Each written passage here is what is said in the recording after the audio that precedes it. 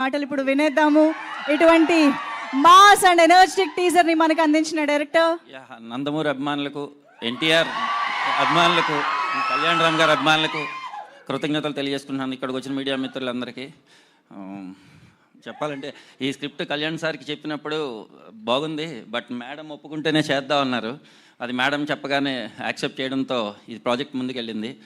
దీన్ని నేను మేడంకి, సార్కి కృతజ్ఞతలు తెలియజేసుకుంటున్నాను. అండ్ మా ప్రొడ్యూసర్స్ నాకు ఏమి ఇబ్బంది పెట్టకుండా హ్యాపీగా ఈ సినిమా చేయడానికి కారణమయ్యారు. థ్యాంక్స్ చెప్తున్నాను సార్. అండ్ నాకు టెక్నీషియన్స్, నా డైరెక్షన్ టీం మెయిన్లీ, అండ్ నాకు శ్రీకాంత్ విస్సా గారు సపోర్టు, అండ్ నా డైరెక్షన్ టీము, అండ్ మా రైటర్ హరికృష్ణ అండ్ అందరూ చాలా సపోర్ట్ చేశారు. డైరెక్షన్ టీంలో ముఖ్యంగా సురేష్ అండ్ శేషు అండ్ శ్రీను గారు అండ్ అశ్విన్ అండ్ పార్దు అందరూ కూడా, అండ్ మా art director Brahma and Ajaneesh. Mainly నాకు ఇక్కడ నుంచి అంతా అజనీష్ గారు కూడా చాలా సపోర్ట్ చేస్తున్నారు. Thank you very much Ajaneesh గారు. And my DOP Ramprasad sir చాలా హ్యాపీగా, నాకు ఏ ఇబ్బంది పెట్టకుండా ఆయన సీనియారిటీ నాకు చాలా హెల్ప్ అయింది. అది నేను చాలా గర్వంగా చెప్పుకుంటున్నాను, ఆయన నాకు హెల్ప్ అయ్యారని.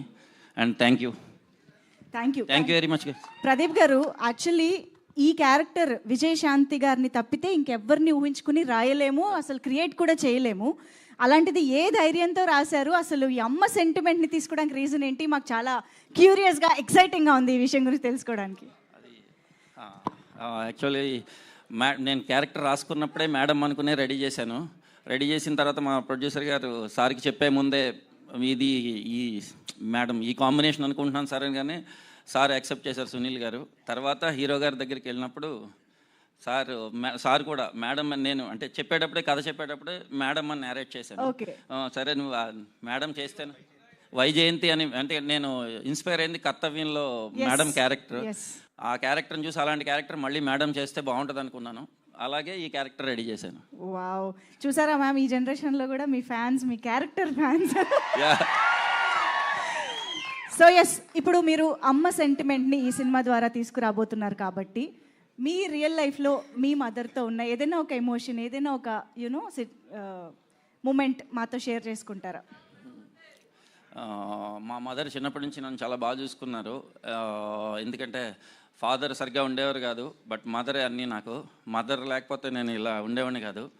అందువల్ల మా మదర్ ఎప్పుడు ఒక థింగ్ అని చెప్పడానికి ఒకటి కాదు, అన్నీ చాలా ఉన్నాయి చెప్పాలంటే. బట్ అందుకే నేను ఏ మెన్షన్ చేయట్లేదు, కానీ మా మదర్ అంటే నాకు చాలా ఇష్టం.